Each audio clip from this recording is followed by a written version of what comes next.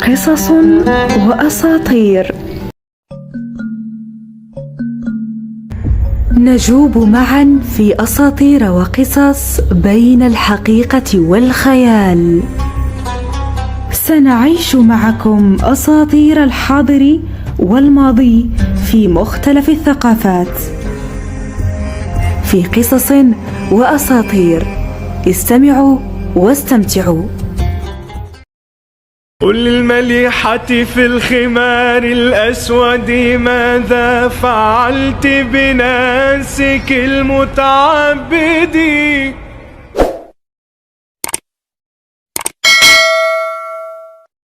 كان يا مكان حتاك الله في كل مكان.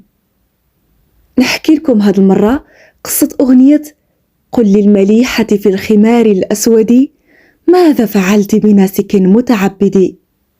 وبلاش غالبكم سمع كبار المطربين كيغنيو هذا البيت في مواويلهم، ولكن اللي تشهر بغناها أكثر هو المطرب المرحوم صباح فخري.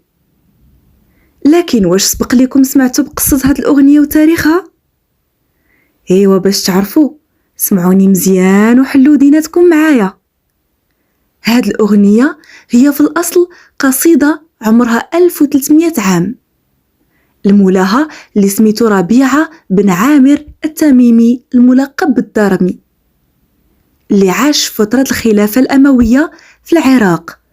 وقع له واحد الحادث طريف ظريف، ايوا هو معرض قصتنا اليوم. هذا واحد تاجر عراقي جا المدينة المنورة ومعاه سلة من الخمارات دنسة بجميع الألوان. ايوا تباعوا لي قاع دوك اللوينات إلا اللي كانوا باللون الأسود، وما لقى لا اللي يسول ولا اللي يشري. وطال نهار وهو كيحاول بكل حيلة يبيع سلعته، لكن بلا فايدة. وبقى جالس مهموم والدنيا ضايقة به، وهو يقول لي واحد السيد إلا حبيتي تبيع هاد الشي اللي بقى ليك قصد الدارمي هو خلاصك. ايوا نفتحوا واحد القوس. الدارمي كان مشهور بالتغزل بالنساء الزينات، وكان جوابه على طرف لسانه وسريع البديهة بين قرانه. لكن في المرحلة الأخرى من حياته تاب ونقاط على داك الشي وتفرغ للعبادة. ايوا نرجعوا لقصتنا. ايوا مشى التاجر في الحال وقصدو ولقاه كيشمر باش يصلي صلاته. حكالو القصة وطلب منه يعاونو بشي حيلة باش يبيع الخمارات السود اللي بقاولو.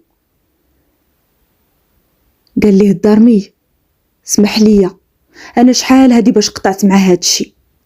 قال له التاجر وهو حزين وعينيه دابلين انا راجل غريب وما عندي حتى شي بضاعة من غير هادي اللي نقدر نترزق منها.